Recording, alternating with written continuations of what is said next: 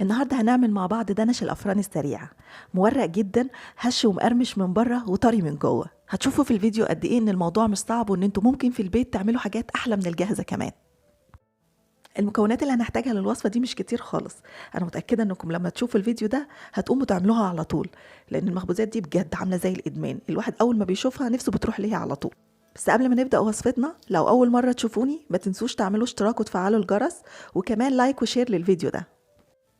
كل اللي هنحتاجه بقى عشان نعمل العظمة دي: كوباية من اللبن الدافي، هنضيف عليها 3 معالق كبار من السكر، وكمان معلقة كبيرة من الخميرة الفورية.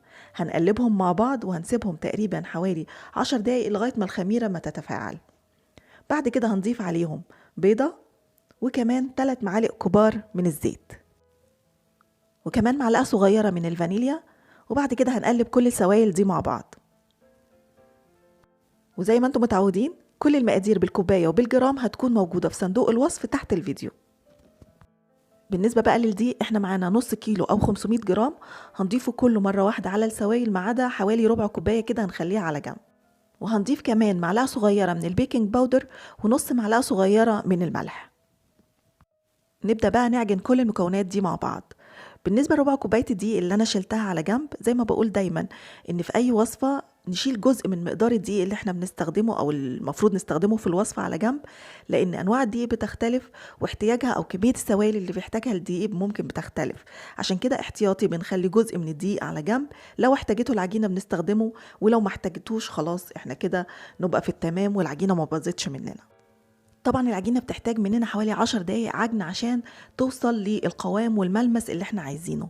هنا انا العجينة بتاعتي كانت لسه محتاجة دقيق، فانا استخدمت الدقيق اللي كنت شايلاه على جنب، حطيته كده على السطح اللي هعجن عليه، وحطيت عليه العجينة وهبدأ اعجن لغاية ما اوصل للملمس اللي انا عايزاه للعجينة. شايفين العجينة بقى شكلها عامل ازاي؟ تحسوا ان هي بقت ملساء والشكل بتاعها اختلف تماما بسبب العجن الكويس اللي احنا بنعجنه للعجينة. طبعا لو عندكم عجان استخدموه هيريحكم طبعا، لانه هياخد تقريبا من 5 دقايق ل7 دقايق بالكتير، والعجينه هتوصل للملمس ده اللي انتوا شايفينه. هنحط بقى العجينه في الطبق ونغطيها ونسيبها تخمر حوالي نص ساعه، بس ما تنسوش ان انتوا تدهنوا الوش بتاع العجينه بشويه زيت عشان ما تعملش قشره من فوق. ده كده العجينة بعد ما خمرت لمدة نص ساعة. بإيدينا هنبدأ نفرد فيها كده، نديها كمان شكل زي المربع، عشان بعد كده هنكمل بالنشابة لغاية ما نفردها للسمك اللي احنا عايزينه. تقريبا هي هتبقى الحجم بتاعها حوالي 35 في 35 أو 35 في 40 تقريبا. هو ده بالظبط السمك اللي احنا عايزينه للعجينة. بعد كده هنجيب كمية الزبدة اللي احنا هنستخدمها. احنا هنحتاج حوالي 100 جرام من الزبدة، دول يعملوا تلت كوباية زائد معلقتين كبار، نكون مطلعينهم من التلاجة من بدري عشان احنا عايزين الزبدة دي تبقى طرية. وهنبدأ نفردها على العجينة بالشكل ده.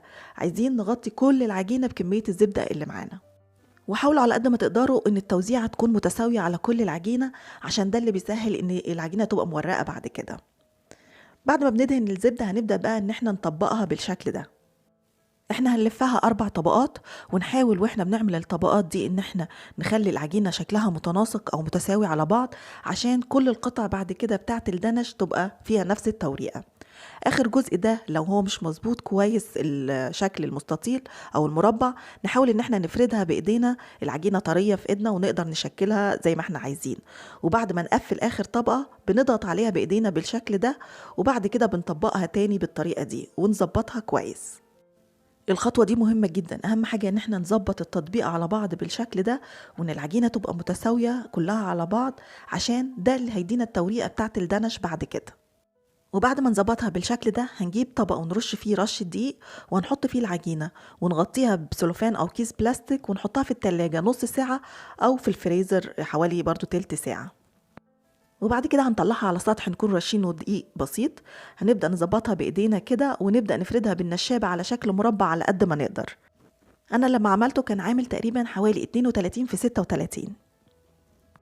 بعد ما نفرد العجينة كده شوية هنقلبها على الناحية التانية، لأن الناحية اللي من تحت بيبقى شكلها يعني مش أظبط حاجة، فنخليه هو اللي بيبقى من جوه. بعد بقى ما فردنا العجينة بالسمك اللي احنا عايزينه، هنضيف عليها 3 معالق كبار من مربى المشمش، وهنفردها على العجينة كلها بالشكل ده. هنسيب بس كده حوالي 2 سنتي من فوق، ما نجيبش عليهم المربى، لان احنا بعد كده لما هنلف الرول كده كده المربى هتوصل للجزء ده، احنا مش عايزينها تضايقنا واحنا بنلف الرول بعد كده. هنا انا كمان رشيت حوالي ربع كوبايه من جوز الهند على المربى، بس انتوا ممكن تستخدموا مكسرات، ممكن تستخدموا شوكولاته، ممكن كمان تستخدموا الزبيب، طبعا بيبقى تحفه مع الدنش. نقفل الرول كده كويس ونظبطه بالشكل ده، ونبدأ بعد كده نقطعه. احلى حاجة في التقطيع وبتطلع شكل القطعة متساوي ومظبوط قوي هو الخيط. وعشان نطلع كل القطع شكلها متساوي او حجمها متساوي، ممكن نستخدم المسطرة ونعمل علامات كده بحجم كل واحدة. حجم 2 سنتي حلو قوي ومناسب للدنش. انا لما قطعته بالحجم ده عمل معايا 18 قطعة، يعني بجد كمية حلوة قوي على نص كيلو دقيق بس. يفضل طبعا واحنا بنقطعها ان احنا نحطها في صينيه اللي احنا هنخبز فيها على طول، عشان ما نقعدش ننقلها كتير وده ممكن يبوظ شكلها شويه. وطبعا لازم نسيب مسافات ما بينهم عشان حجمها بيكبر لما بتتخبز. بعد كده المفروض بندهن الوش بتاعها ببيض عليه لبن، بس انا هنا هستخدم لبن بس عشان الناس اللي ما بتحبش تستخدم بيض في دهن الوش. احنا بندهن الوش وبندهن كمان الجناب. بعد كده بنسيبها ترتاح تلت ساعة عشان تخمر شوية، وبندخلها على فرن نكون مسخنينها من قبل كده على 180. بتاخد تقريبا حوالي 20 دقيقة ل 25 دقيقة لغاية ما تاخد اللون الحلو الذهبي الغامق ده. بعد ما يعدي 15 دقيقة على الدنش في الفرن، ممكن نفتح الشواية، تبقى كده الفرن شغالة من فوق ومن تحت عشان تستوي من فوق ومن تحت، تبقى واخدة لون جميل. لكن لو الفرن عندكم ما بيشتغلش الشواية مع الفرن، يبقى بعد ما بنقفل عليها بنشغل الشواية تاخد اللون الحلو من فوق. طبعا انا مش محتاجه اوصف كتير ولا اقول قد ايه هي مورقه، الشكل باين قدامكم قد ايه هي مورقه، قد ايه لونها جميل من فوق ومن تحت، مقرمشه من بره، ولو دوسنا عليها كده في النص هتلاقوها ان هي طريه، بجد تحفه. ولا الريحه بقى، الريحه بتاعتها تجنن بجد، يعني تخليكم كده عايزين تاكلوا 2 3 كده وانتوا واقفين. لو عاملين كمية وفي جزء هتحتفظوا بيه للأيام الجاية، يبقى أول ما تبرد تماما بتحطوها في أكياس وبتشيلوها في الفريزر. وبالنسبة للي هيتاكل بقى في نفس اليوم، نبدأ بقى نزينه بالشكل اللطيف ده. ممكن نسيح شوكولاتة بيضة ونزينها كده من فوق، ممكن كمان نحط معلقة مربى عليها معلقة مية وندفيهم شوية كده، نسخنهم شوية، وبعد كده ندهن الوش بتاع الدنش بالشكل ده. وكمان نقدر نزينها من فوق برشة جوز هند، برشة مكسرات، أو نسيبها سادة بالشكل ده. وكمان من الحاجات المشهورة قوي في التزيين بتاع الدنش هو الجليز بتاع السكر البودرة. يعني ممكن نستخدم نص كوباية سكر بودرة، نضيف عليها معلقة من اللبن، ونقلبها كده لغاية ما تبقى قوامها سائل شوية، ونحطها على الوش بتاع الدنش، بتبقى جميلة جدا. اتمنى انكم تجربوا الوصفة وتقولوا لي رأيكم فيها ايه، وهستنى كمان صور تطبيقاتكم على صفحتنا على الفيسبوك.